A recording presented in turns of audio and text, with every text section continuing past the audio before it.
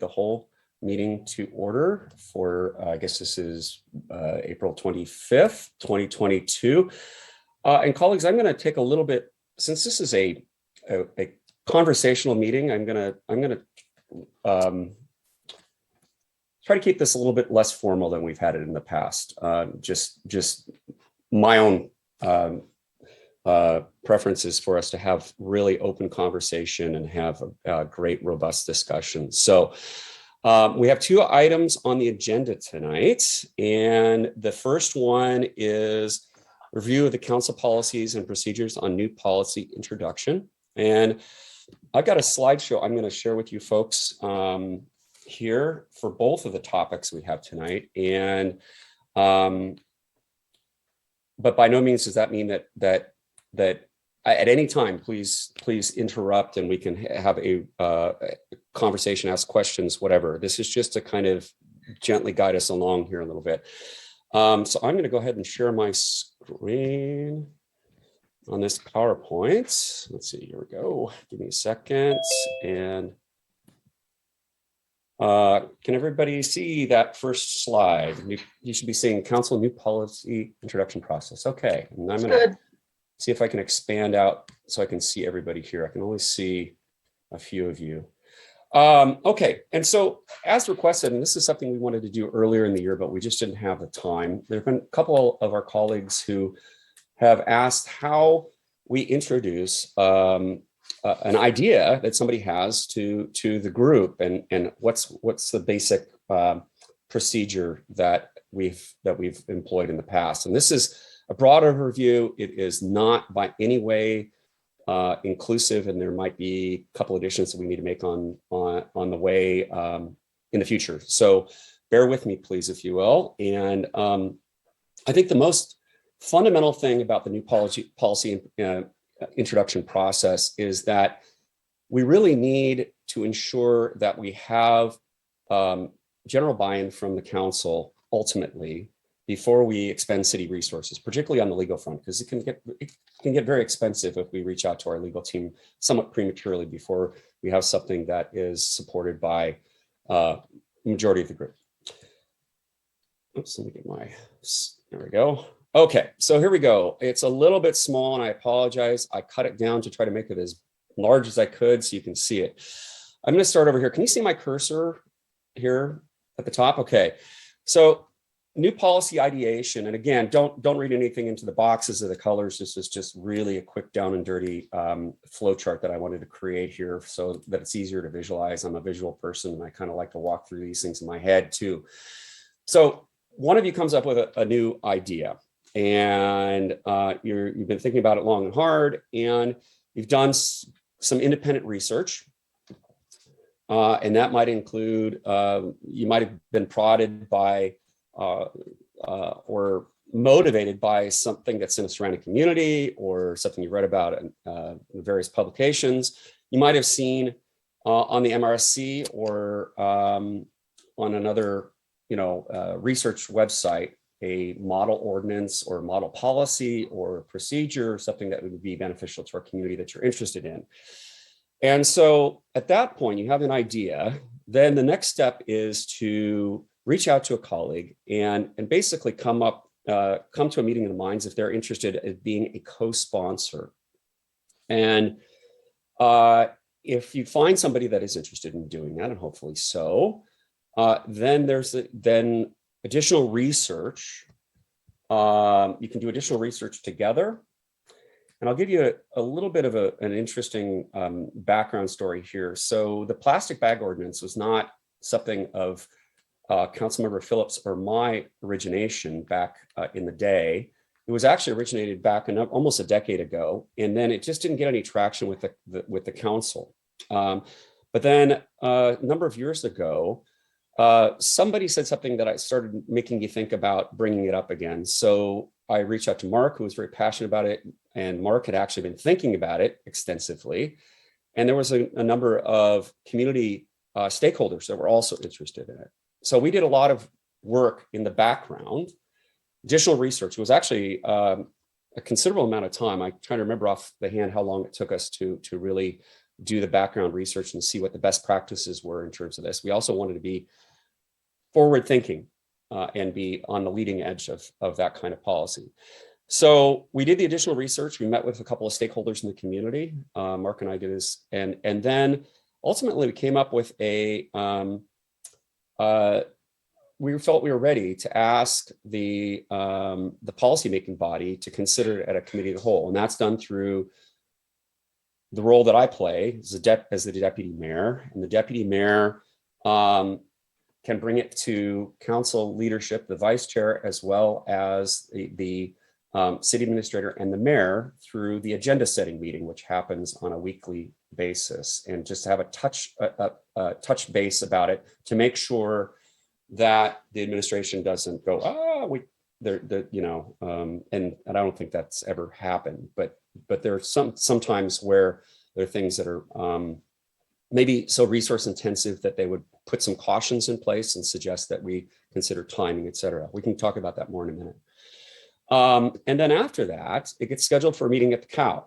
And then again, we don't take action at the COW, but we can give sort of a general thumbs up or thumbs down about whether the policymaking body agrees that this is a good idea for further research and consideration. And really, this is the point where, with the thumbs up or thumbs down, is where it is changes from not really using a lot of city resources to being able to start examining what resources are necessary to move forward. And hopefully by this time, the co-sponsors would have an idea of kind of what they would need to move forward.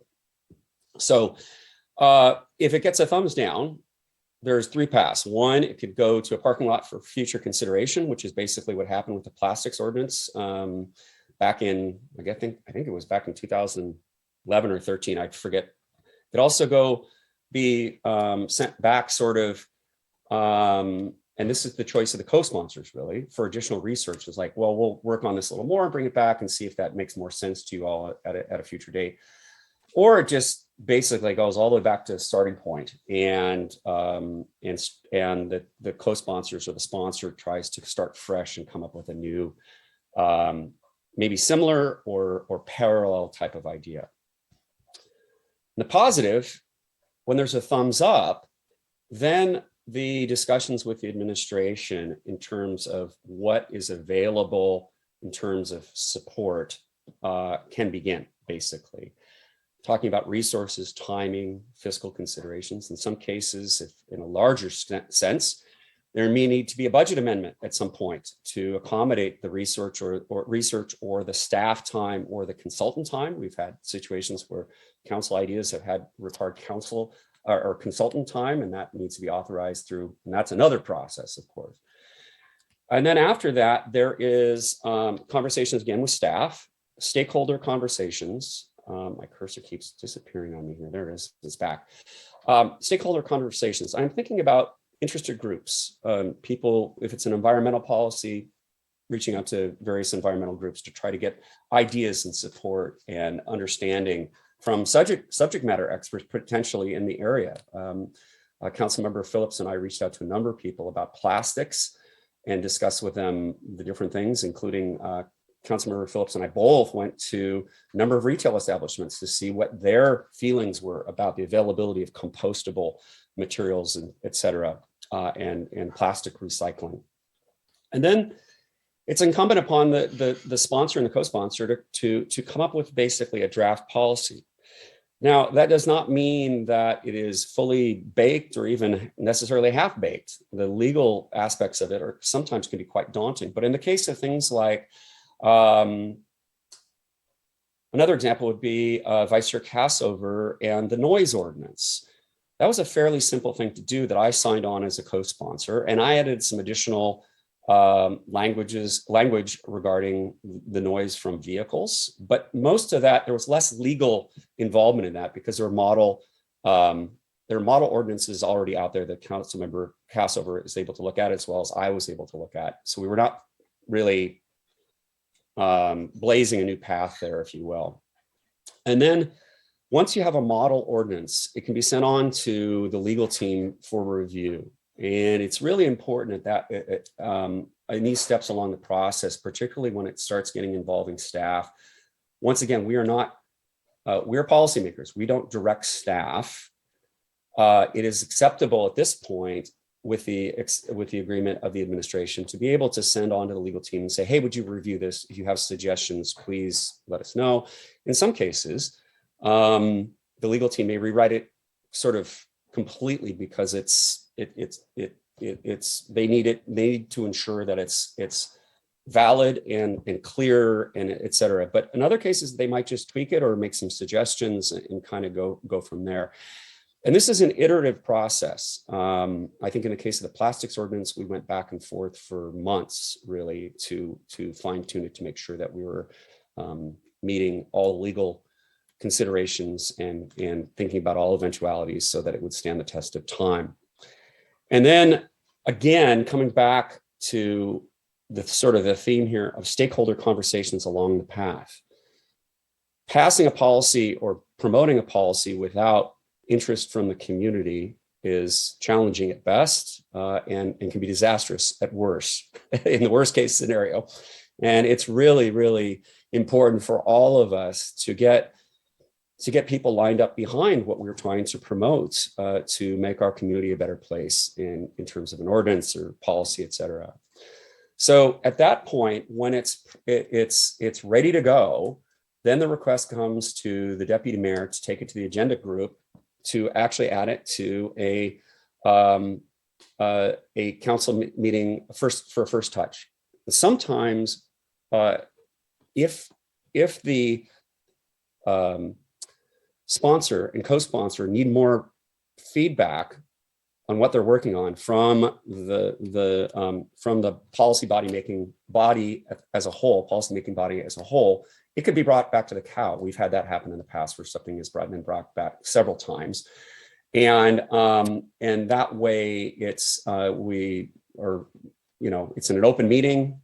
We don't have any issues with Open Public Meetings Act and compliance relative to that. So we can all weigh in and provide some input or whatever support we can give at that point before it goes to a final draft and goes to the council for consideration. And then again, we'd have council meetings. There might be, there certainly would be 3 touches in some cases, like the life jacket ordinance. We had we had a touch at the COW. We had multiple touches in council meetings, and then eventually it came back for revision. It was passed, things came back for subsequent revision at the urging of our chief of police and other folks as well to modify some of the language. And then again, final action is when the policy-making body deems that it is ready for passage in prime time. So that is my 2 cents there. Vice Chair Cassover, please. Excuse me. Thank you very much, Tom. I just would like to, for some of our, just a second here, for some of our newer members, to point out how important the legal review is, because there is both state law that has to be researched to make sure that we are in compliance and that there's no state law that in fact would supersede or in fact undercut what it is we're trying to do. But the other thing is case law.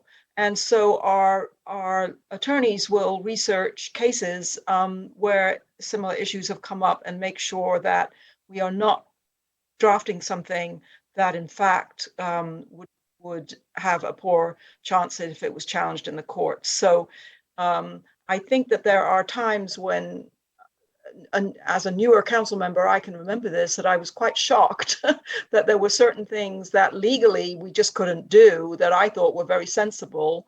And I guess the REU issue is one of them. So, that's just a very important piece. And so sometimes even a quick conversation with one of our legal team before you even get going can be useful, because they may know something right off the bat that would direct you into a particular pathway on a topic.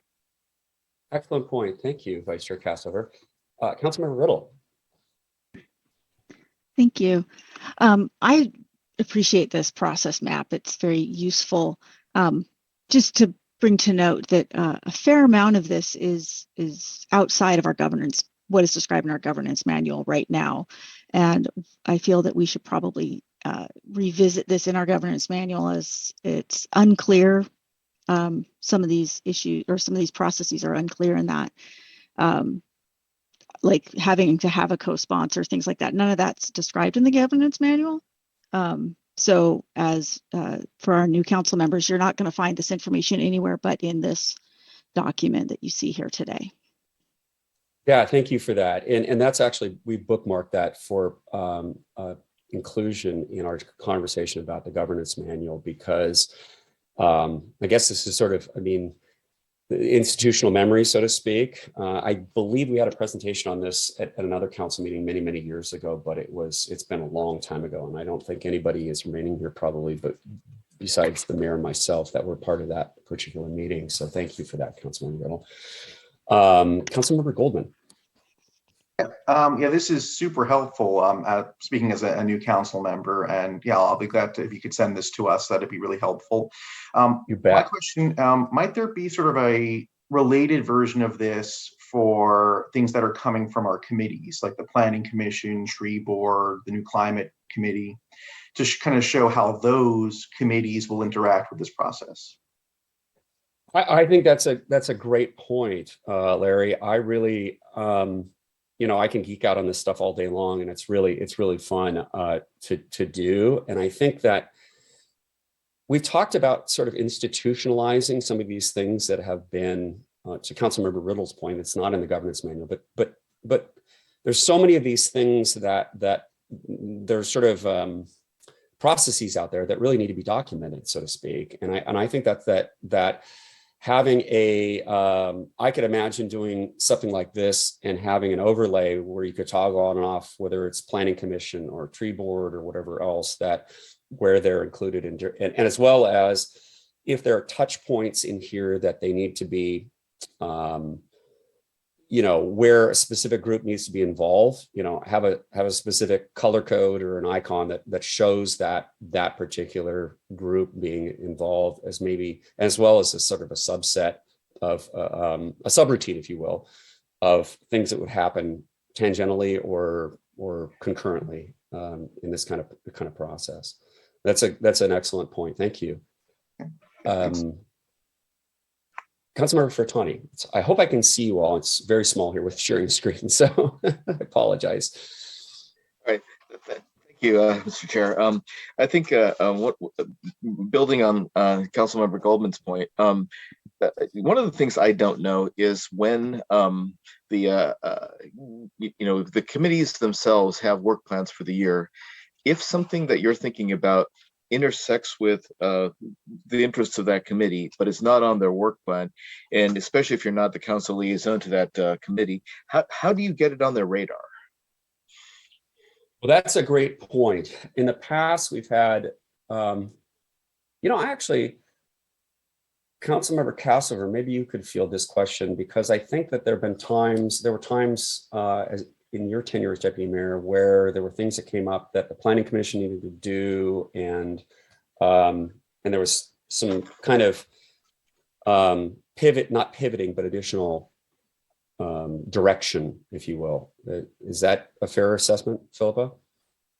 Well, we've had, I think that's mostly occurred when there's been some sort of outside constraint on the city.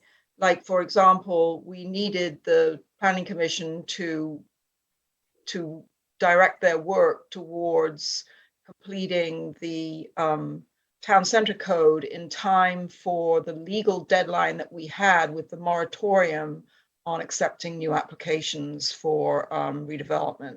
So when you're in a situation like that, yes, I think that's an opportunity where the council can actually ask a committee to focus on a topic because it's necessary for the welfare of the city, as it were.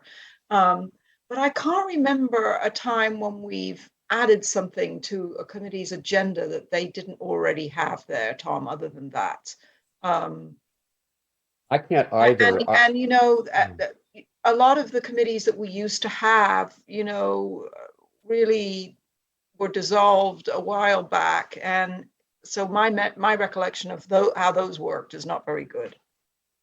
Well, Right. thank you for that. And I think, Mr. Fertoni, I think that part of it is, again, this is, I think it'd be a situation probably where if it was on an urgent basis, it would be very different than if it was something that could be you know, recommended for their work plan for the following term, if you will. And yeah, I'm trying to think about how that would actually work. And here's the reason I bring it up, because you know, I'm not basically saying this is going to happen, but giving you a hypothetical, that in fact, if, for instance, the Climate Action Committee comes up with the idea that maybe we should be like the other cities around here and do a natural gas, you know, ban the natural gas starts in commercial and multifamily housing units, like Shoreline has done. And obviously, you know, they could come up with that recommendation and we would work on that, but it also has planning commission implications too, right? Because it affects the planning code. So you know, I don't know if this has ever come up, but basically that's the scenario I see. Yeah, I think that's, it's funny that you mentioned that, Tracy. I was thinking of actually kind of the same sort of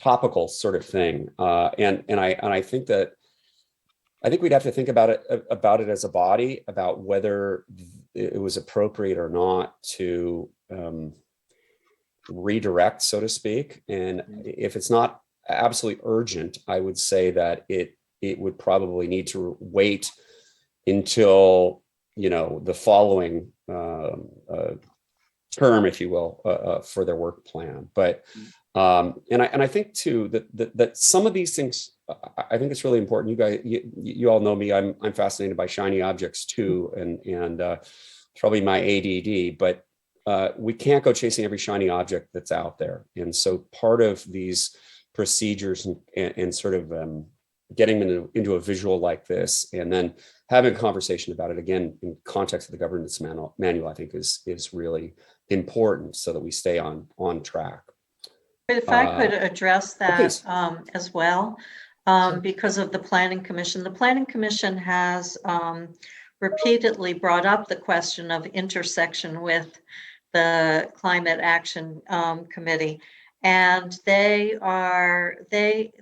just have kind of put a stake in the ground that if something involves Planning Commission type work, they would like to either have some joint meetings or to have an opportunity to be in the loop before or contemporaneous when a recommendation goes to the council. So the procedures aren't really clear on this, as the deputy mayor points out. And I think it can be handled case by case, because we don't have that many incidents of that. But because climate action might involve some land use and zoning issues, then I think that's where something could happen.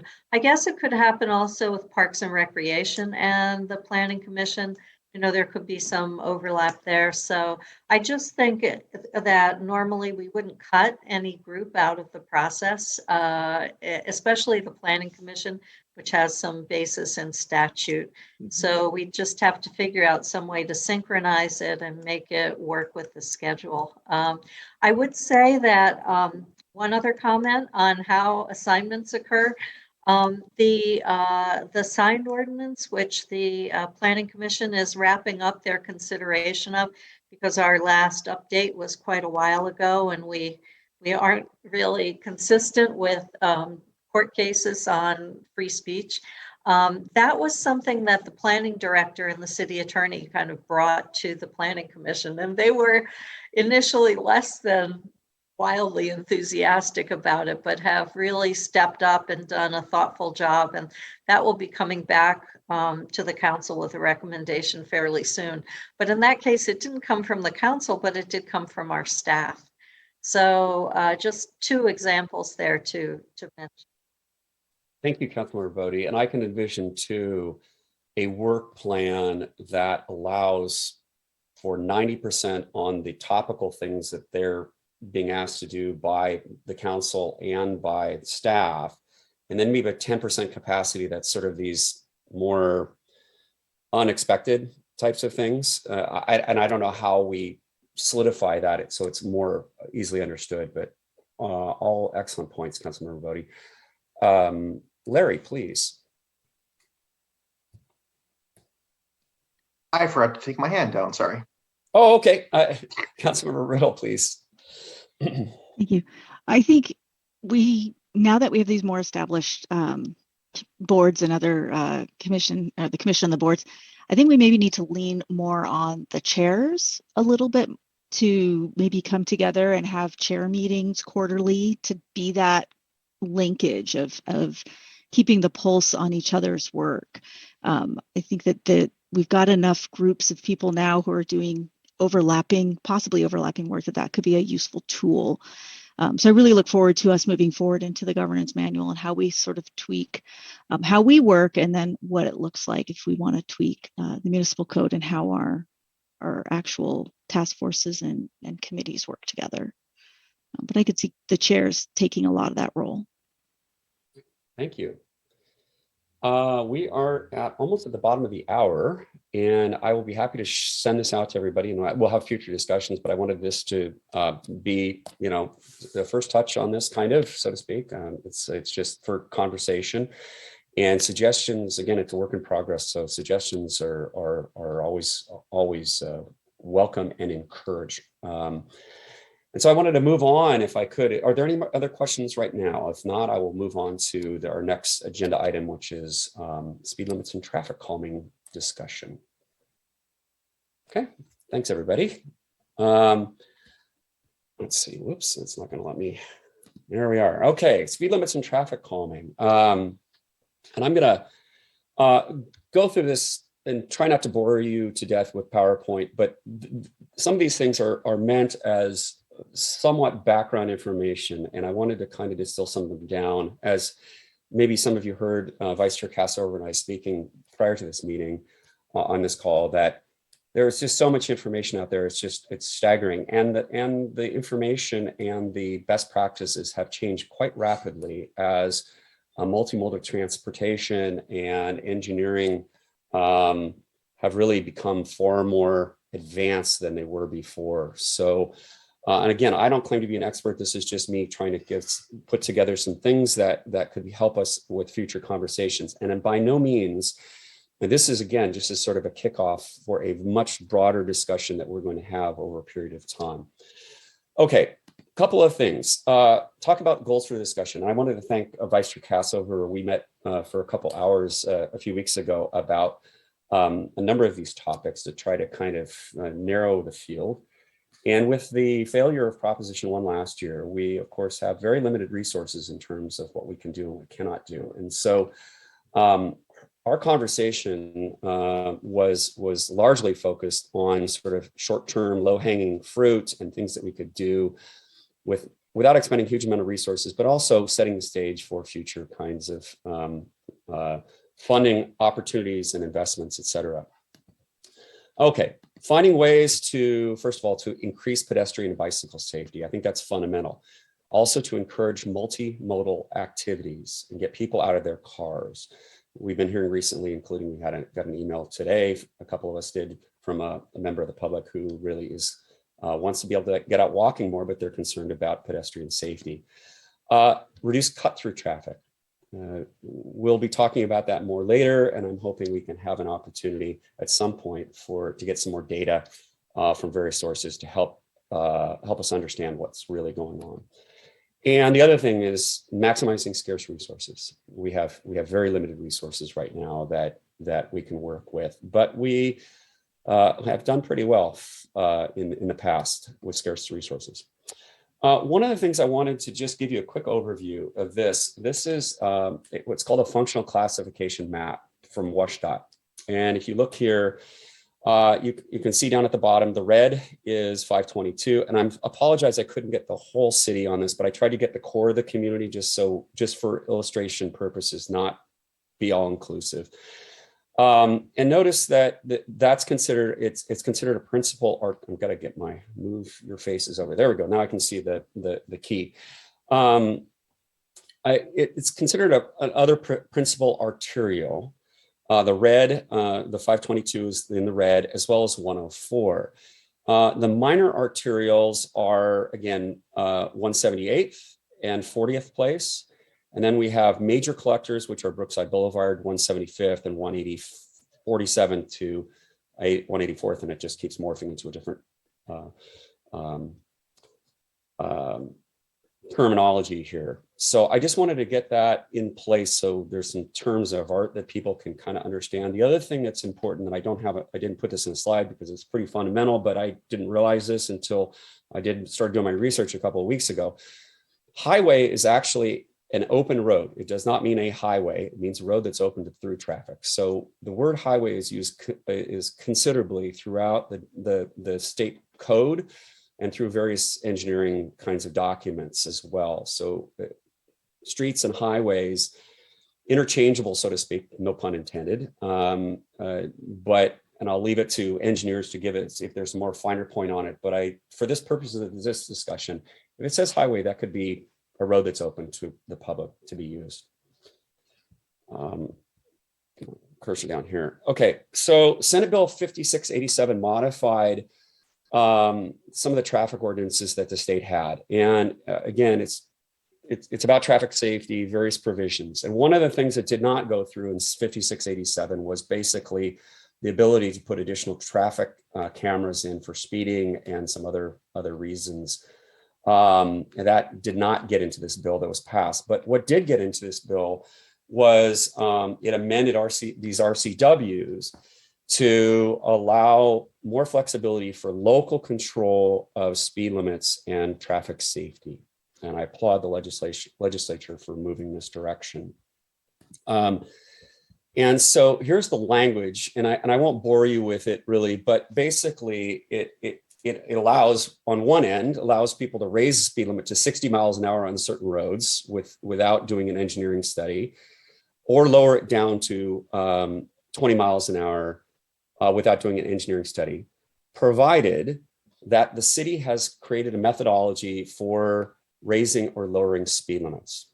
And there are other provisions in there as well, and I sent out the link to you so you can take a look at it. It allows municipalities to decrease speed limits at intersections. It also allows, in our case, we're not going to be going to 60 miles an hour anywhere because we don't have any roads that would be suitable for that. But it also allows to decrease the limit, speed limit to not less than 20 miles per hour.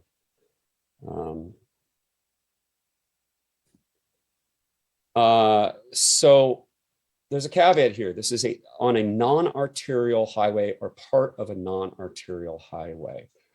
Now, keep in mind, the designations, the functional designations, some of them are dictated by federal statutes, some of them are dictated, but the state actually is the one that controls those functional designations, arterial, minor arterial, et cetera, as well as the city has ways that they can basically, and I won't go into the weeds here, but can designate certain routes and are we required to for emergency purposes, et cetera. Again, that's kind of getting into the weeds, but there's background information that will be useful for you to look at if you have a chance. Again, what I indicated before, a speed limit established under this subsection by city or town, local authority does not need to be determined on the basis of an engineering or traffic investigation if the city or town, local authority has developed procedures for regarding establishing a maximum speed limit under the section. Now, this is really key. This came about in 2012, I believe it was, or around the beginning of the last decade. But what they did this year was they removed the section that said that it had to be within a town core center or within it had specific requirements of where you could actually do this speed limit reduction without an engineering study. And that's really important because it allows broader authority for the city to consider what's special circumstances are within its own community. again, this is probably fundamental, but I'm going to repeat it anyway. Any alteration of maximum speed limits on state highways within incorporated cities or towns by local authorities shall not be effective until such alteration has been approved by the Secretary of Transportation. We did this in 2013. The council passed an ordinance reducing the speed limit on 522 from 45 to 40. But it had to pass through the Secretary of Transportation. Yes, Councilmember Lebo. Thank you. If we go back a moment, if you go back to the other slide, is there anywhere where it defines what that process is? So for example, could the process be the city council develops a motion and has a public hearing and then votes on it, as an example? That is a great question. And I reached out to the MRSC about this, and they're saying that their general, there isn't anything that specifically defines it. It's very ambiguous. And I wondered the same thing. But the general guidance seems to be that there has to be engineering, there has to be a basis for it, for doing it. And there has to be some sort of methodology employed that's somewhat scientific in terms of that regard. But please continue, Mr. Lebo. I didn't mean to. But is that just an interpretation, because this doesn't define it, but rather leaves it to the city to define the process? I think it does leave this. It does leave it to the city to define the process in broad strokes. But I think that the city is going. I think our legal team would say we'd have to be fairly defensible about. Sure. Rather than saying we have 3 touches on reducing speed limit, we reduce it. I think that's our methodology. I think that would be challenged. Councilmember Bodie, I'm going in order down the list here. Thank you, Deputy Mayor. I have a question because I feel strongly that we need to reduce the speed limit on Bothell Way within the bounds of Lake Forest Park. I think people are driving 50 miles an hour. Maybe if we reduce it to 30 miles an hour, they'll drive 40 miles an hour.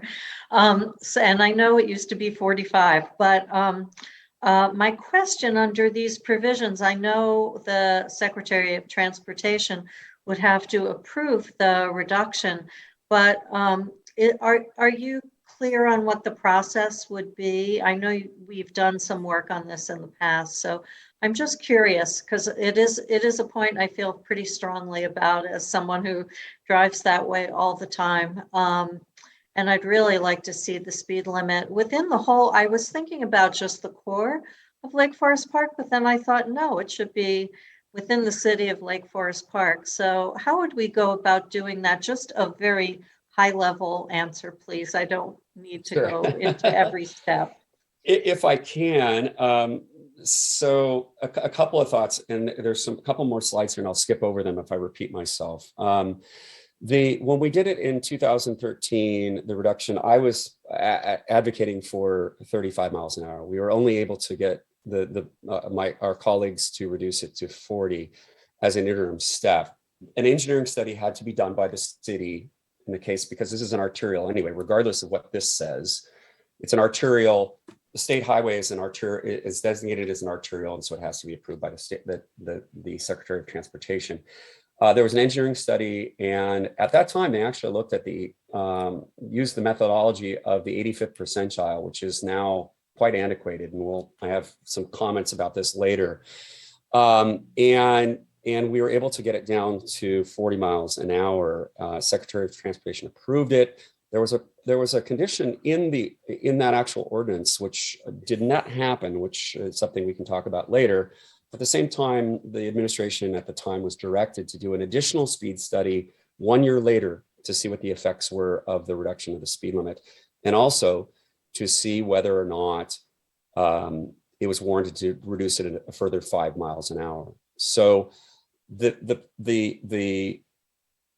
path for a state route like 104 or 522 is different from what we would do under the Senate bill and the revised WACs for our local roads that are non-arterial.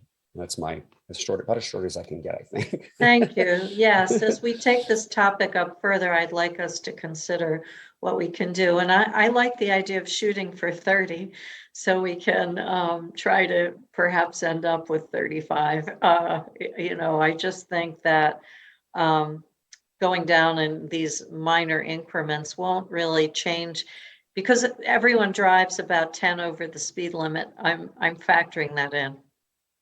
Thank you, Councilmember Bodie. And just a point, something to note, Bothell just reduced their speed limit an additional almost half mile of 522 down to 35. That new section that's being developed there by Deadman, what we used to call Deadman's Curve, because so many people lost their lives on that curve. That whole section all the way to the into Kenmore is now being labeled as 35. And previously, up until a few weeks ago, it was labeled as 40. So interesting that the corridor is now trending towards that slower speed. And a reminder too, that Seattle has 25 miles an hour in the core of Lake City on 522, and then 35 miles an hour on the other sections. So consistency also is key. Vice Chair Cassover. Well, thank you. That's a good transition to one of the points that I wanted to bring up, which is that I think working together with our neighboring cities on taking a look at that Bothell Way in particular might also give us more, strength, as it were, in front of the Secretary of Transportation. And that may also be true on 104, which I drive a lot, Ballinger Way, which has all sorts of problems going for it these days. But the changing speed limit along it is one of those things. But the other thing that I wanted to ask you about was this procedure for establishing a maximum speed limit. And I did read that other document that you sent us about the engineering studies and the 85th percentile and the 50th percentile. But the other very, very important thing that was mentioned over and over again in that document was roadway characteristics. And I was wondering whether the particular types of roadway characteristics could in fact be that procedure, as it were, for establishing maximum speed limits. And I'm thinking about things like no sidewalks, school routes, roads around parks, and so that there are certain characteristics that would then be the marker for reducing the speed limit. And I wondered whether you thought that might, in your research, whether you thought that might be a possible way that we could develop this procedure for reducing speed limits. You bet. And you're actually, I've got a full slide of the list of the characteristics that were employed by a number of cities, including the city of Shoreline recently, as well as there's a study that and a tool that can be employed by cities very cost effectively to help determine. It's an algorithm basically that was created by this working group to try to find ways to increase multimodal safety, pedestrian safety, and reduce the severity of crashes. We'll get to that in a second. Councilmember Goldman. Thank you. So I was looking through the city's ordinance on speed limits, and it basically just says that it's 40 on Bothell Way, 25 elsewhere unless otherwise posted. And so I was wondering, might city staff be able to provide us with a list of all the speed limits and where, basically, what are the exceptions? What are the roads where it's not 25? Thank you, Councilmember Goldman. And it's interesting too, and I've got a note here later. Let's go on a little bit here, and there's a slide that I have on some of this. And one of the things just to remember is because of the 50 some odd annexations in the past from unincorporated King County, we do have some relics of speed limits in places that are a little unusual. Chief Harden and I had a conversation about this a while ago. There's a couple of places where there's actually speed limits of 20 miles an hour, but we do not have an effective 20 mile an hour lowest speed limit. Our lowest speed limit is 25 unless it's a school zone. Let me go on here for a second and then I can answer some more of these questions, but thank you very much for the question. Okay, so we were there, let's see. I mentioned just briefly that Speed limits can be reduced at intersections and also by vehicle type. There's another way that speed limits can be reduced by time, which is interesting, during certain times of the day. And I read an article a while ago about a community that was having challenges with speeding at night. And so they reduced the speed limits at night to encourage people to be safer because of animal crossings and all sorts of other things. So I won't go into the current things. I'll let staff talk about this at a future meeting. But one of the things that we have, and Councilmember Goldman raises a very good question. We have challenges because we have inconsistent speeds.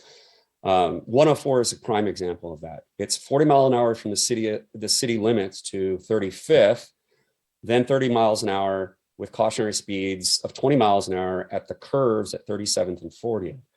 And I'm sure those of you that are long in the tooth like myself and folks that have been here in the community for a while, including Mr. Lebo, would remember that Ballinger Way at 104 was actually 25 miles an hour for decades. And then when the city of Shoreline was encouraged to move, the Shoreline School District was encouraged to move the bus zone for the kids off of Ballinger Way onto 37th, they raised the speed limit by 5 miles an hour. So we actually have a long history for decades of that road actually being 25 miles an hour. Again, SR 104, I have that here, but SR 522 is 40 miles an hour for the entire length within Lake Forest Park. But Vice Chair Cassover and I had a conversation with now Mayor Herbig from Kenmore a couple of years ago and indicated that we wanted to have a conversation about reducing speed limits on 522. And his response, Philippa, you may remember, was it's time. It was he was very supportive of getting consistency on the corridor. And I'll just go down through here. We've got the current lowest speed limit is 25, again, as I indicated. And I'll let the staff talk about that later in another meeting. I don't want to steal their thunder. We're going to run out of time, so I got to keep moving here. One of the things that I think is really, really encouraging to me is looking at what's happened in the city of Seattle. The city of Seattle finally got all their speed limits reduced. They finished their program in March of 2021. They reduced speed limits on most major roads for 415 miles of arterial streets. And what was one of the things that I've heard from people saying this in the past, that, well, if you reduce the speed limit, you got to enforce it. City of Seattle has some interesting research that they've done, that enforcement doesn't necessarily mean that people are going to drive slower. It can actually end up with disproportionate enforcement, and people of color can be pulled over and cited at higher rates than other folks. And what they did discover was lowering speed limits, as Councilmember Bodie hinted at, lowering speed limits with a sign did actually, just changing the speed limits, and I'll have a quote here from them, just changing the speed limit and changing the signs lowered average speeds dramatically. It's quite surprising, and accidents, which is surprising. But they reduced speed limits on 20 miles an hour for most of the residential roads. That program started in 2016. This is the quote I wanted to read to you, and there's more information we can share from the Seattle WSDOT blog. But the data showed that lowering speed limits and increasing sign density alone, without any marketing campaigns, additional enforcement, retime signals, or engineering changes to the street, resulted in lower speeds and fewer crashes. There was a 20 to 40% drop in the number of crashes in locations with new 25-mile-an-hour speed limit signs. I thought that was just absolutely fascinating and quite heartening, to be honest with you, that it made a difference. And I noticed too, when they lowered the speed limits on 15th and 125th and a bunch of other streets that I drive on a fairly regular basis, people have been slowing down. There's still outliers or people that are speeding at certain times of the day, but my impression was that it felt safer. And I hope that that wasn't just anecdotal, but it seems though the data supports it. I'm just going to throw this up because you've probably seen this before. If a pedestrian is hit by a vehicle traveling at 20 miles an hour, 9 out of 10 pedestrians survive. If somebody's hit by a vehicle traveling at 30 miles an hour, 5 out of 10 pedestrians survive, and a hit by a vehicle traveling at 40 miles an hour, only 1 out of 10 pedestrians survive. This is the same graphic I believe I used in 2013 when I was trying to encourage my colleagues to support lowering speed limits on 522, as well as in another conversation that we had as policy making body a number of years ago. And this is to Vice Chair Cassover's comments. City of Shoreline has just reduced speed limits on a number of arterials. And as you may recall, I wrote a letter that the mayor and vice chair signed on to because we didn't have time to bring it before the policymaking bodies, supporting them lowering the speed limit on 15th above Lake Forest Park from 35 to 30 to encourage, to set the tone, if you will, per our letter, for the residences that people could be passing by, residential areas people will be passing by as they go through our community. Again, for decades, most engineering studies for determining speed utilize the 85th percentile. There's a variety of reasons for that. It just prioritizes moving volumes of traffic over pedestrian and vehicular safety. And now, to Councilmember Cassover's point, this kind of methodology failed to take into consideration a variety of factors, such as number of driveways, presence or absence of sidewalks, et cetera. And this is where this interesting information comes from. So the National Cooperative Highway Research Program did a project that took a number of years. And there's a study that's there, and I believe I linked it to you in my email. And there's also a tool that they created after they did this study based upon the parameters and the guidelines that and the results of their study. And it's called the Guidance for Setting Speed Limits. And this is the City of Shoreline is using this kind of holistic model. And the methodology takes in consideration many factors, including but not limited to, drum roll please, Councilmember Cassover, there you go. There's your list, roadway context, type. It looks at 85th percentile speed, but it doesn't prioritize it. 50th percentile speed is emphasized, and Shoreline utilized that extensively. They weighted that because of pedestrian and multimodal access, segment length, number of lanes, number of traffic signals. All of these different factors are built into this algorithm and can be weighted, and the data can be input into the system. And it's a very useful tool. And their consultants at Shoreline, their engineering consultants, were able to use it quite effectively. And as a result of that, 6 segments of arterials were reduced from various speeds down to 30 miles an hour for the primary purpose of safety for multimodal as well as pedestrians, et cetera.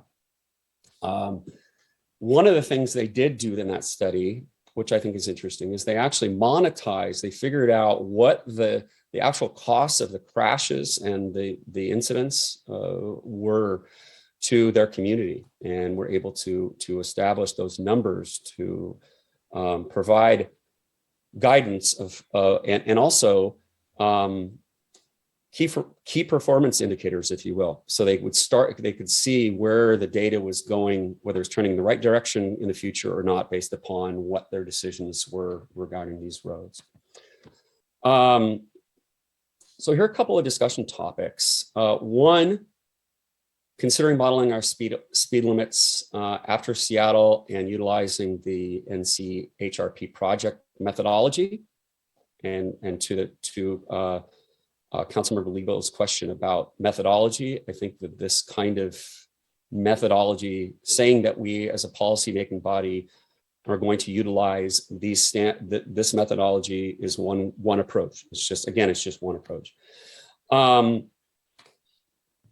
So again, consider lowering speed limits on SR 104 to 25 or 30 miles an hour for the entire length within LFP. With the roundabout going into place, speed limits probably going to have to come down regardless, just because of safety considerations. And the recommended speed on the curve there at 40th is it's recommended at 20. And consider lowering the speed limit on SR 522 to 35 miles per hour, or 30, as Councilmember Bodie is advocating for. I would be all for that as well. The entire length within Lake Forest Park. I think there's an opportunity there to create a more boulevard-like feeling rather than a highway. It divides our community right down one side here, and it's as former Administrator Pete Rose said, we have sort of an asphalt playground out there that we have to deal with. Other topics: consider reducing speed limits on all non-arterial roads to 20 miles per hour. In our non-arterial roads are residential. We have very few that are commercial spaces, as you can imagine. And consider reducing speed limits on all arterial roads to 25 miles an hour. And I'm going to stop there because next we go on to a couple of things on traffic calming. But I wanted to have an opportunity for, and I'm going to stop my share for a second. Oops, let's see. Hold on a second. Let's see if I can. There we go. Okay, and now I can see all your faces. I couldn't see you before. Councilmember Riddle. Thank you.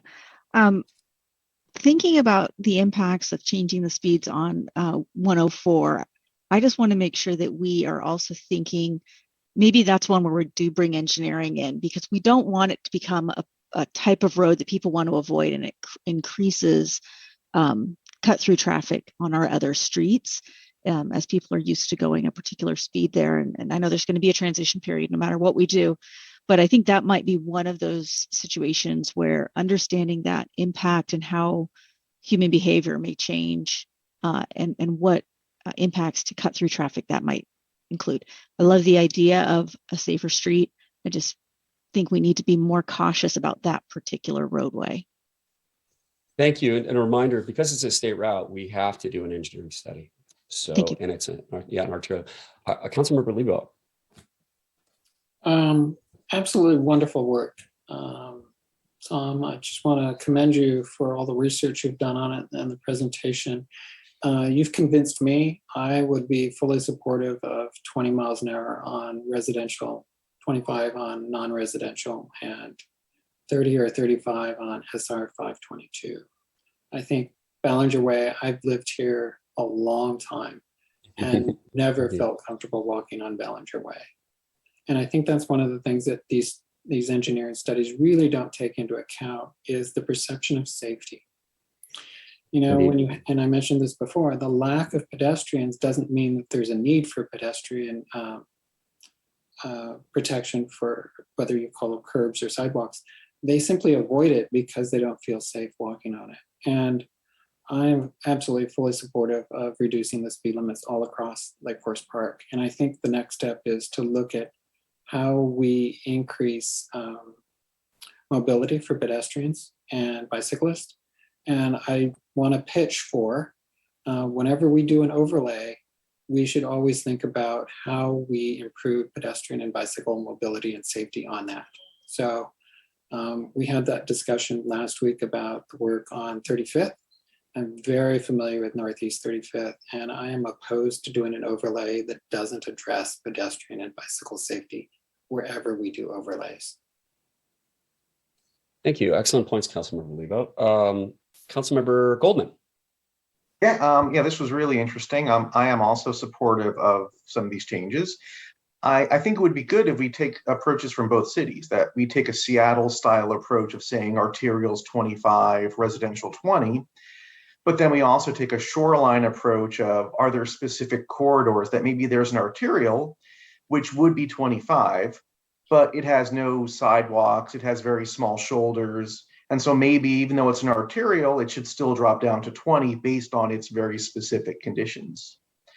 Also echoing Councilmember Lebo, thinking about ways for pedestrian cyclist safety, things like improving while we're changing speed limits, improving signage, improving lighting, things like that, maybe more marked crosswalks. So just taking a very holistic approach to making these streets as safe as possible for people to walk, bike, and drive on. Thank you, Councilmember. Okay, let's pivot a little bit, but along the same vein. Let's talk a little bit about traffic calming. Councilmember Kassover and I geeked out a little bit on some low-hanging fruit about traffic calming ideas and a couple of things. And let me share my screen again. And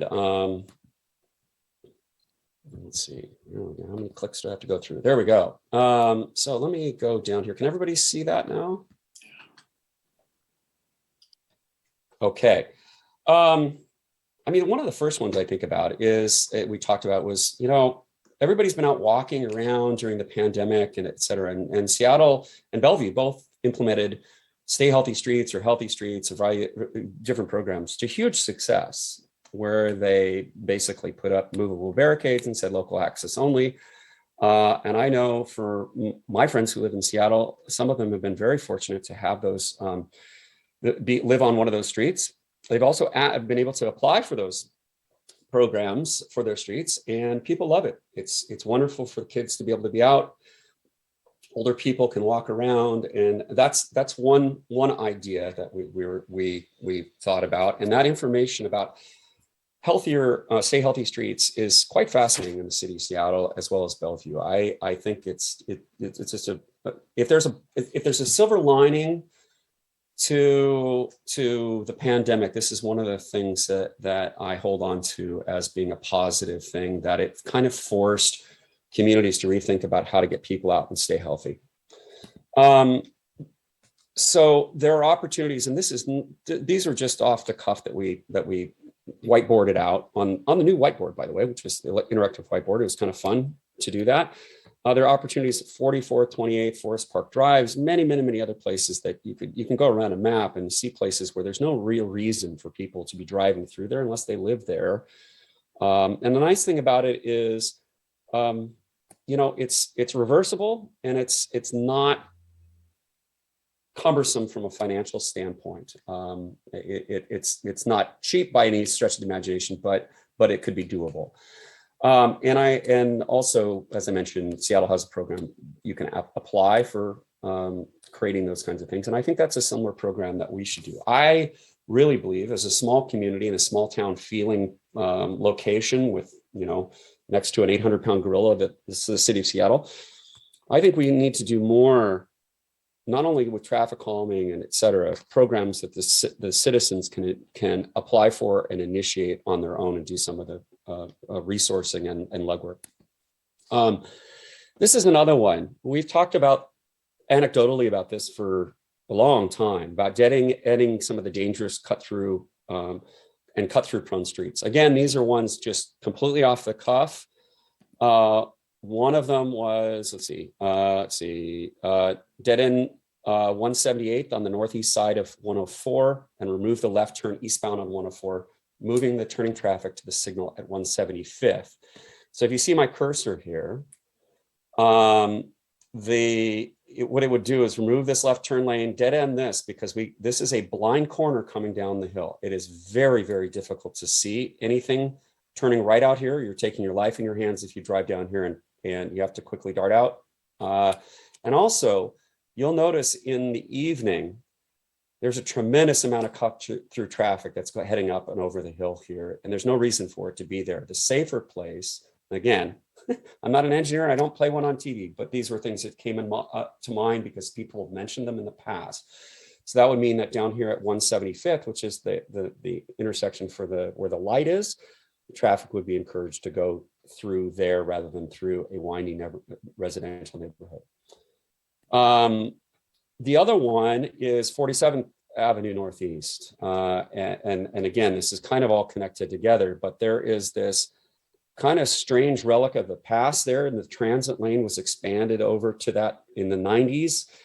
It is absolutely a terrifying place to see cars pull out of from 47th going on to Bothell Way or 522. And it's completely blind, and people drive along the HOV lane and jump into the HOV lane prematurely, sometimes at very high rates of speed to make the transition over to Ballinger Way 104. And then in the evening, there's a tremendous amount of cut through traffic. You can see it if you're coming from Kenmore. People are turning off of here and heading up the hill and going through Lake Forest Park to go to various points beyond Lake Forest Park because they're trying to avoid the traffic either on 522 or trying to avoid traffic in other areas as well. Again, these are off the cuff, so just some thought. Here's another one that has been literally talked about since I was at Shorecrest High School. Remove the unsignalized left turn off of 522 onto Brookside Boulevard into the Brookside Triangle there between the two gas stations. This has been the site of some horrific accidents in the past.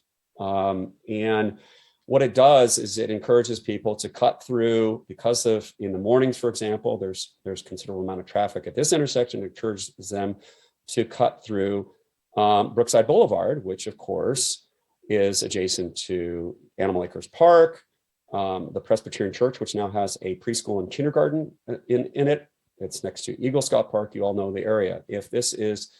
If people are encouraged to go over here, and again, this would be something that would have to be done through an engineering study, because we need to make sure that that would not impact our emergency services at the fire station there.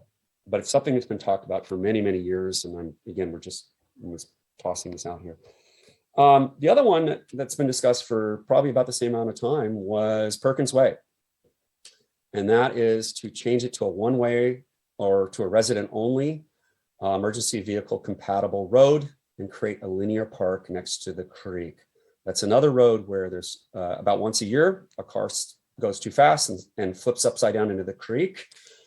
And two, another challenge with that road, as you probably know, is from my understanding as a layperson, it's one of the most expensive roads to maintain because of the edge next to the creek. And what a wonderful amenity to have a linear park there next to the creek, as well as Mr. Fertani pointed out to me a while ago that he rides that road quite a bit, and it is our connector to up to Shoreline, and it's labeled as such in several places, and it's on the maps. But it would be wonderful if there was an opportunity for the cyclists to be much safer, as well as pedestrians to walk along that road. So that's just, again, just a basic thought. 178th, you can see it in the mornings, tremendous amount of traffic going up 178th, going up to, because they're avoiding 145th and they're avoiding Ballinger Way 104. And in the evening, they're coming down.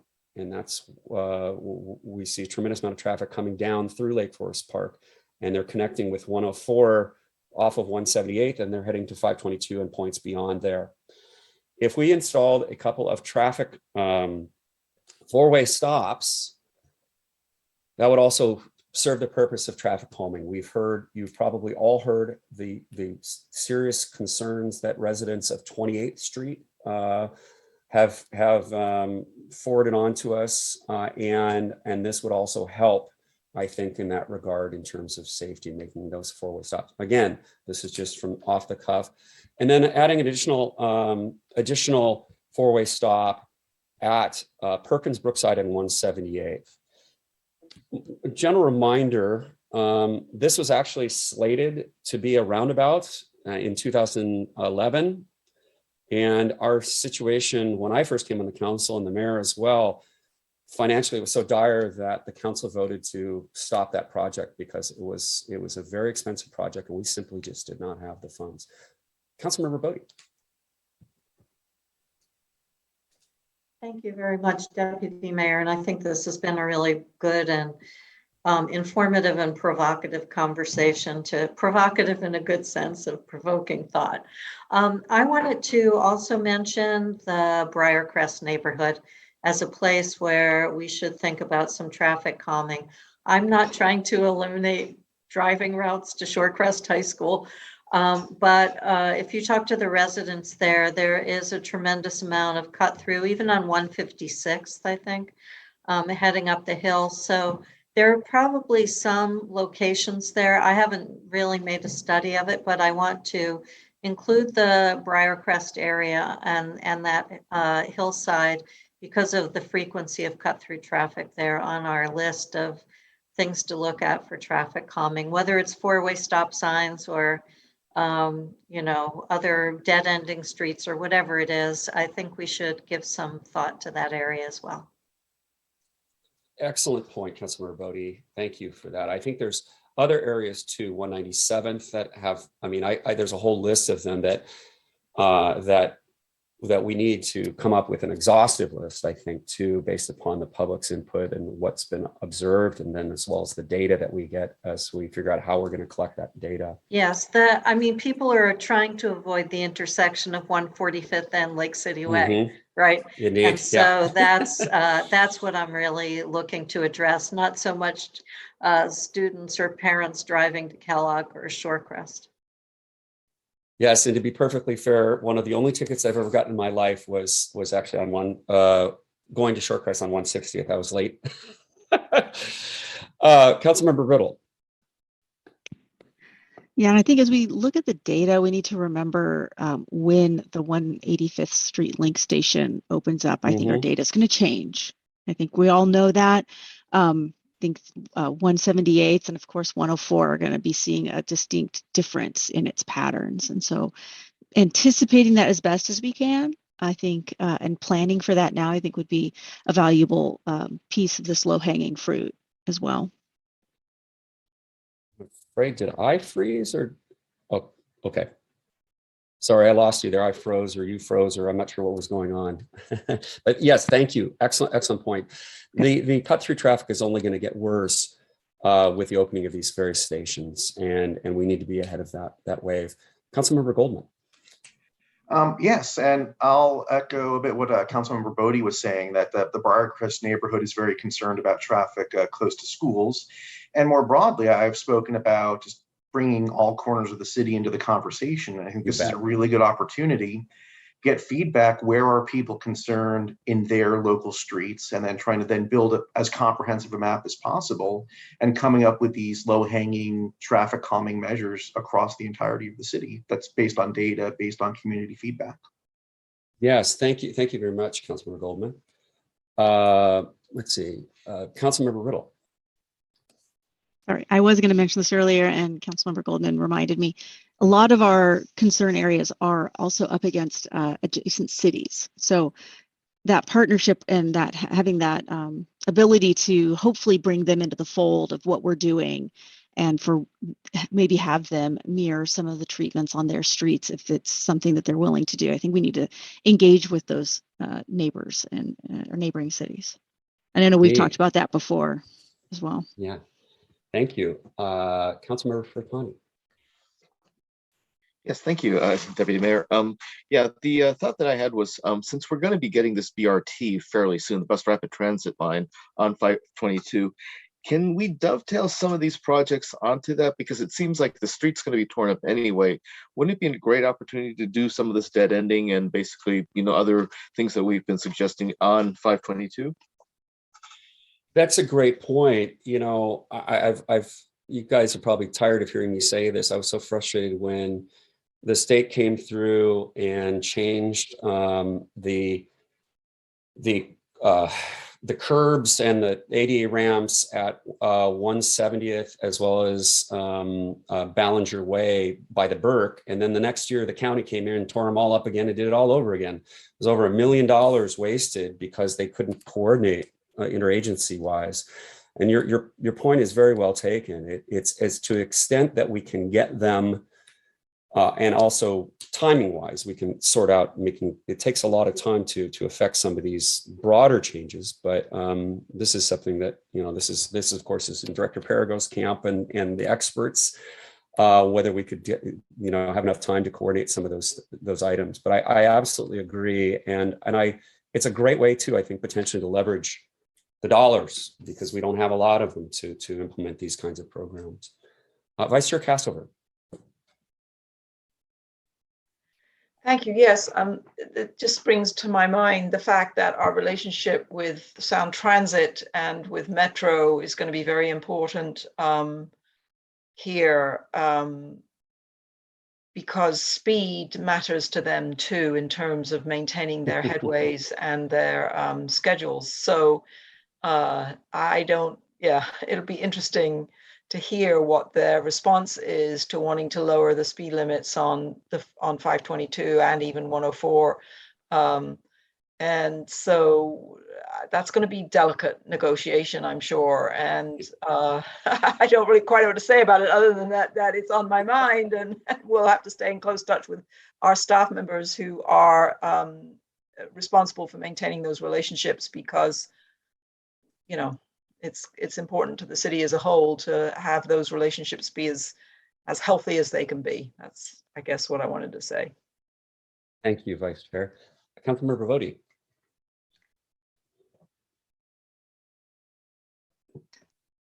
I did want to say the Sound Transit Point is a really good one, because as I understand it, a lot of the road widening is going to occur on the uphill side of Bothell Way. And so there's going to be a lot of construction along that hillside. And if you think about 156th, cut through traffic by the Peruvian embassy kind of area, that would be a good opportunity not to let people cut up the hill to avoid the intersection at 145th. So I think that's a really good opportunity. Not that I think Sound Transit has been that responsive to us in the past, but I want to echo Councilmember Riddle's point. We need to think about the fact that there will be 3 parking garages opening up fairly soon: 145th, 185th, and Mount Lake Terrace. And so how does that affect? I think that we have a good idea because we already see that cut through traffic, but it's going to be increasing. So, you know, whether it's Perkins or 35th heading up towards Mount Lake Terrace, or the cut through of the Briarcrest neighborhood, it's really good to try to get ahead of that. I don't know if we could get some help from Sound Transit as part of their road widening, but I do like that idea if we could have some economies there. Yeah, yes, indeed. There are another 156 is one, you know, there's several of those roads that are on these highways, including 104. There's a number of roads that go diagonally off of 104 that simply do not need to be for through traffic. They need to be for residences. And there's actually, I don't know when it occurred, but you probably realize that I'm trying to think what side. I guess it would be the east side of 104.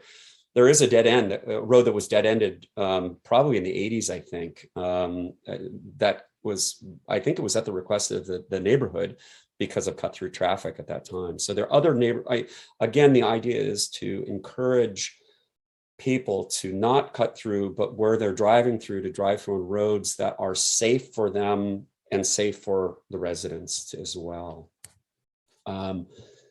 Let's see, we're at about 7:17. I just wanted to do a check-in. We had, let me throw up the last slide I had here. Nothing real earth-shattering here, but the last slide I had here was, and let's talk about next steps. And again, this is a preliminary conversation, more kind of noodling on what I was trying to bring together some of the ideas and grab a hold of some of the things that have been floating around for some time and see where we could go. But one of the things is collecting data on the speeds and cut through traffic. There's a variety of methods to do that.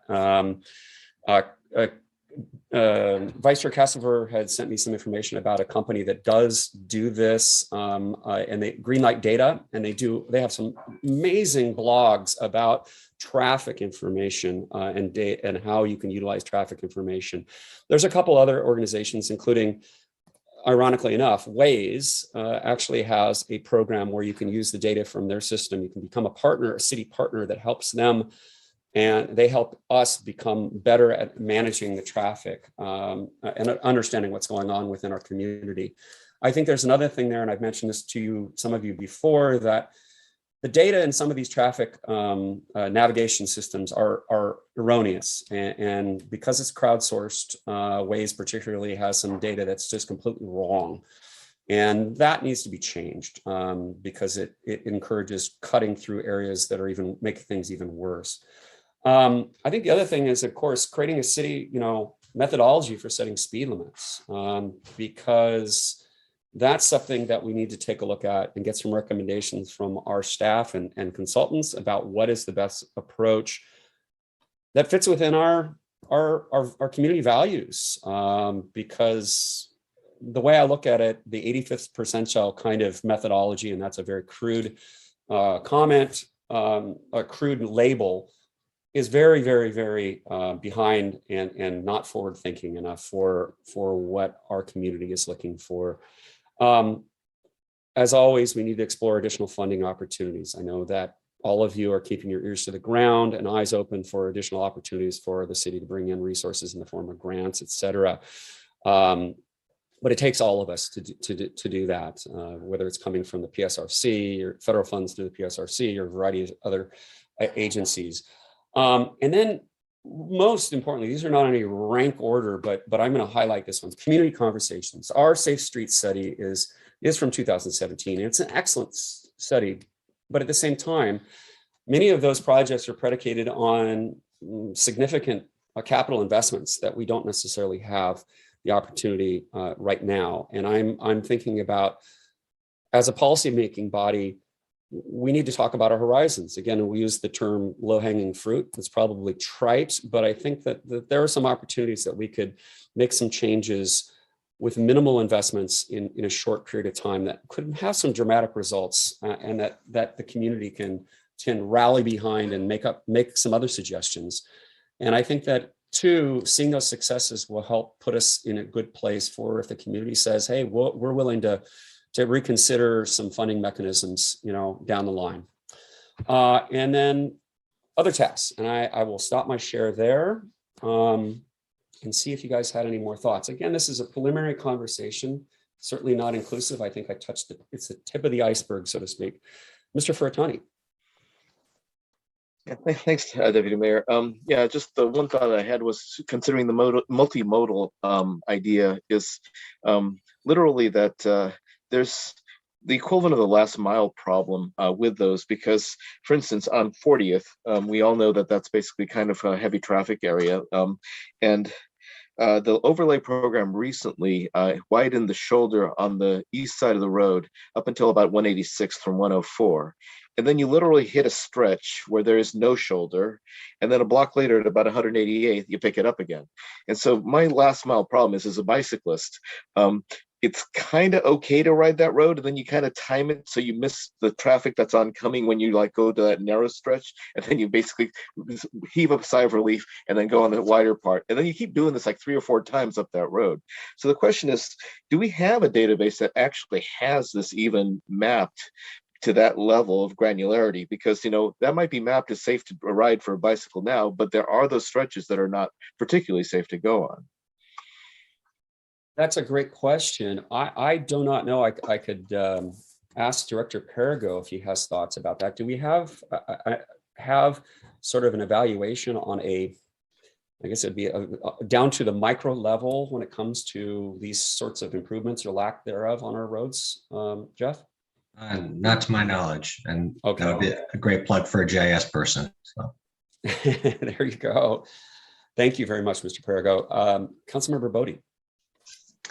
Yes, I'm thinking of our poor public works director when we have this conversation, and resourcing. And I do think that to do this well with deliberation, even if our priority list is short, and update it from our existing Safe Streets report, I think we really need to have robust community engagement.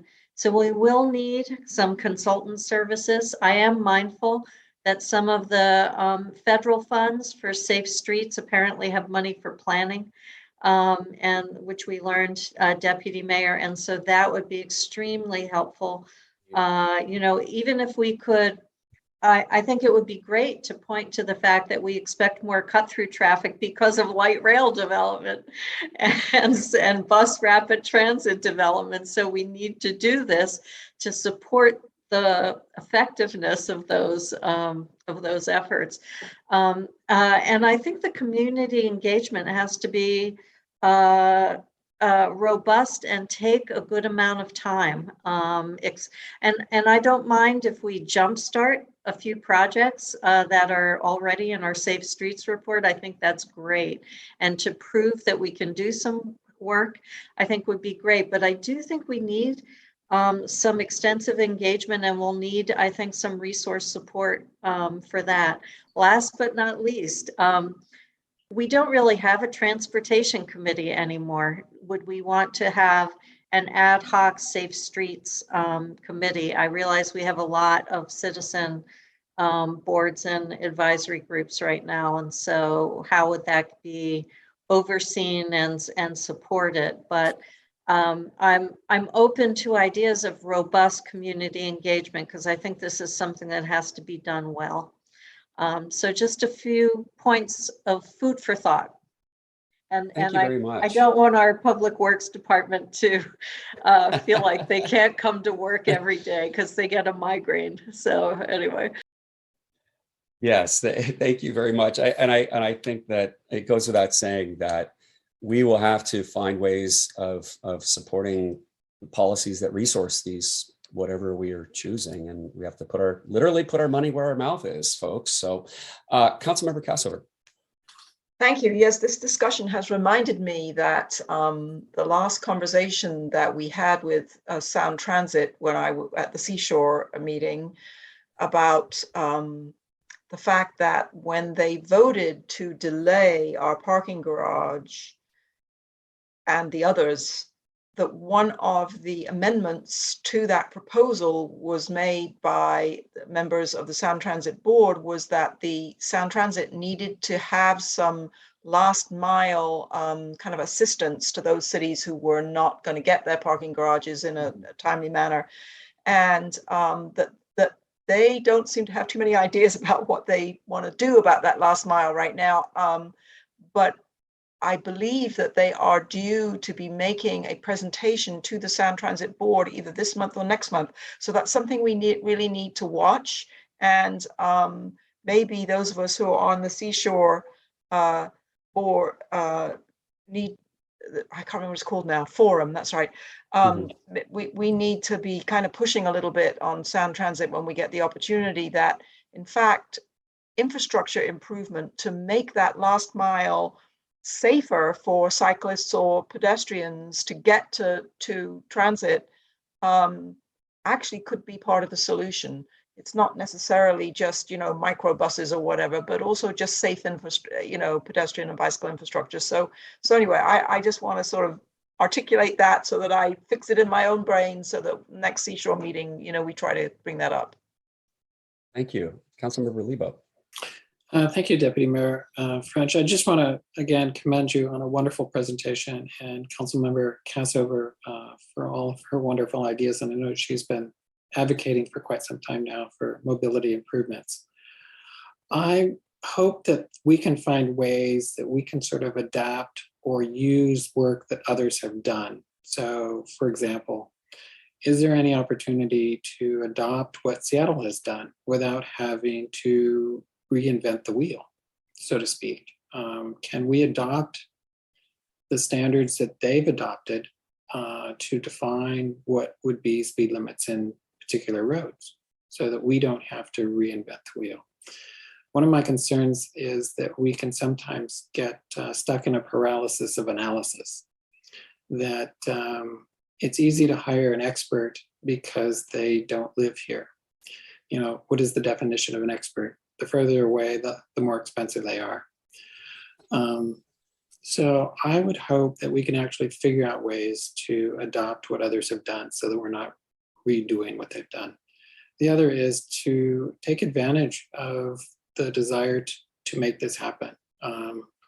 If we don't move on this on a consistent pace, then it will be a long time before we do something, because we can always put up roadblocks to why we shouldn't do something.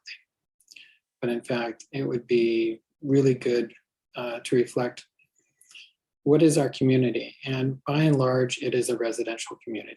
And yet we have roads here that don't respect that sort of environment. I am also very supportive of all the council members have spoken to, such as cut through traffic. I know 156 very well. I actually live just around the corner from it, and we have a name for that hill.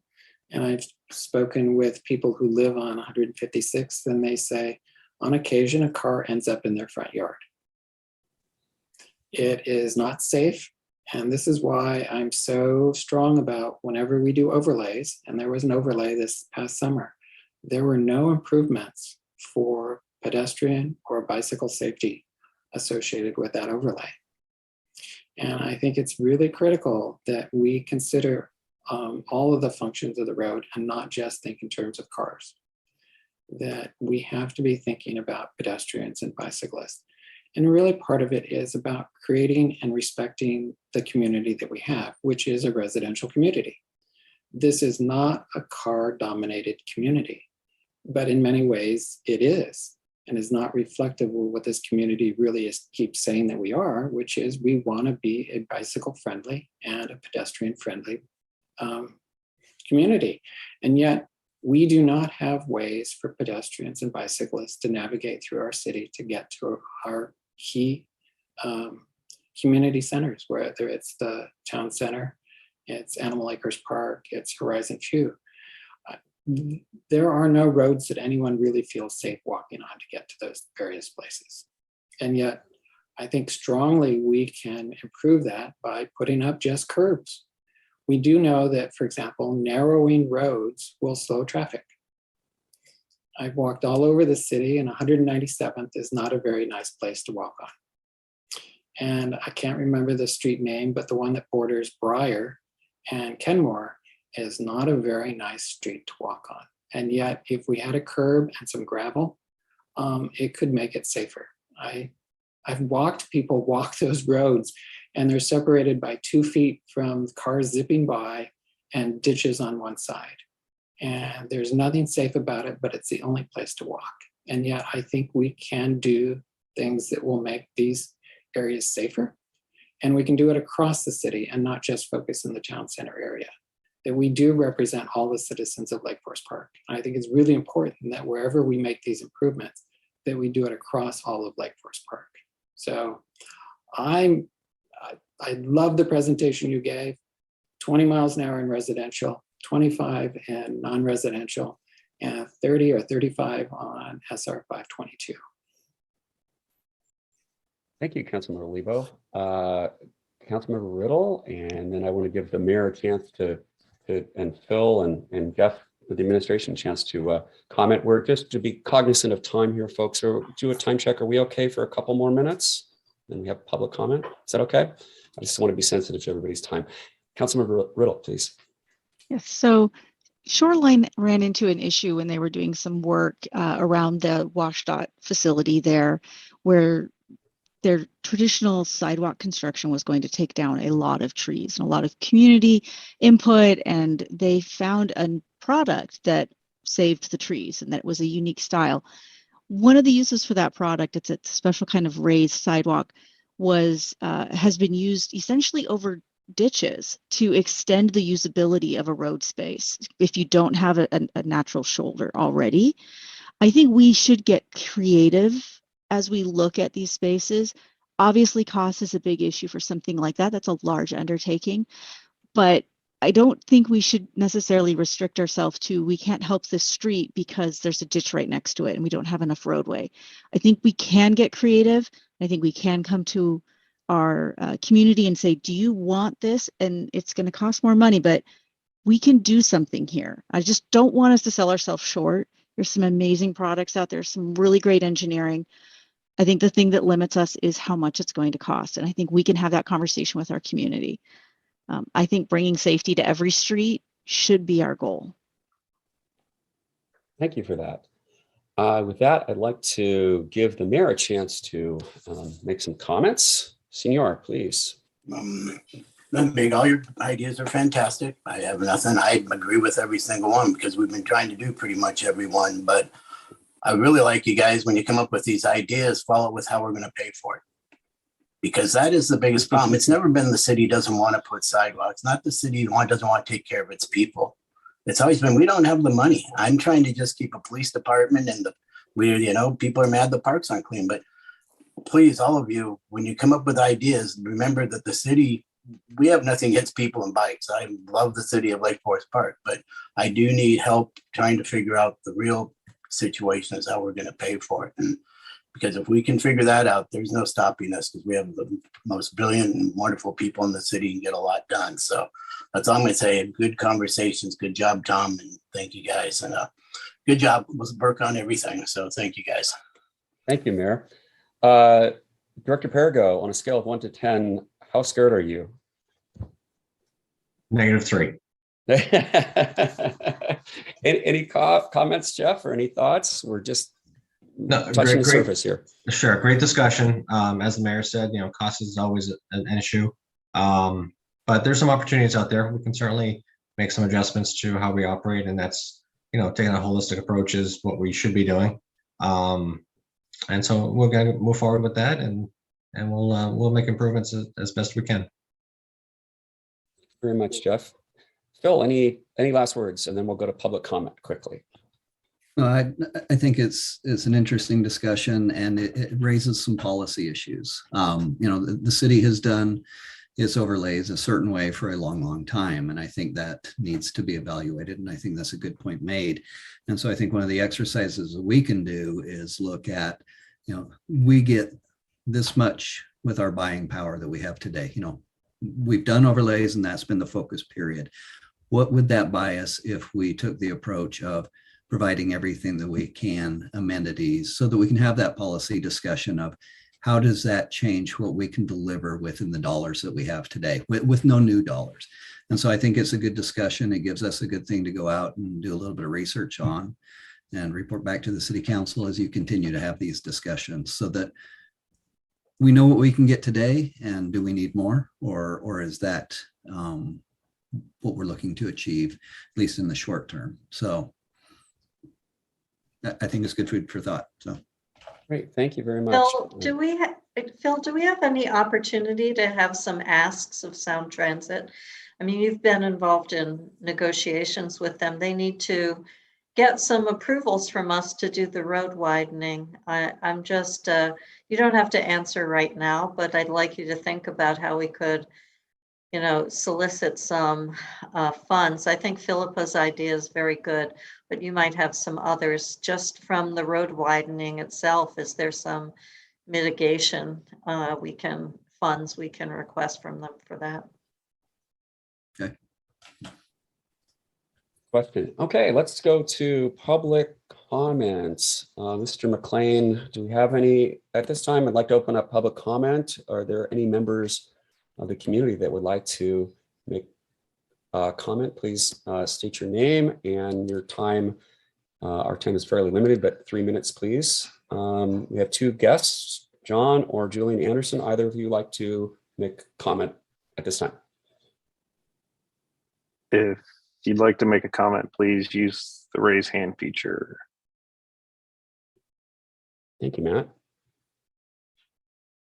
Well, give it a second here and see if people are looking for the button, but I think that is it. Looks like there's no comment for tonight. Well, thank you, everyone, particularly for listening to my comments and thoughts. And I'm really looking forward to continuing discussions about this. Again, this is just the very preliminary kind of kickoff, if you will, of these kinds of discussions. And I really would invite you to look through, if you haven't already, some of those pieces of literature, the links I sent out to you, the healthy, and Vice Chair Castlever, I will send on the link that you sent me over the weekend. That was a very good one as well. And there's some really great reading out there that can help us understand how different communities are doing various good works. And I'm going to be digging in to try to find out how some of these smaller communities are affording to do some of these important safety improvements on their, see if we can find some creative thinking there as well from other people. Is there anything else for the good of the, oh, yes, I'm sorry, Vice Chair Castlever. Well, yes, I just want to let you all know that Councilmember Furtani and I had a short conversation about an idea I brought before the council a couple of years ago now, and then COVID hit, so we didn't move forward with it.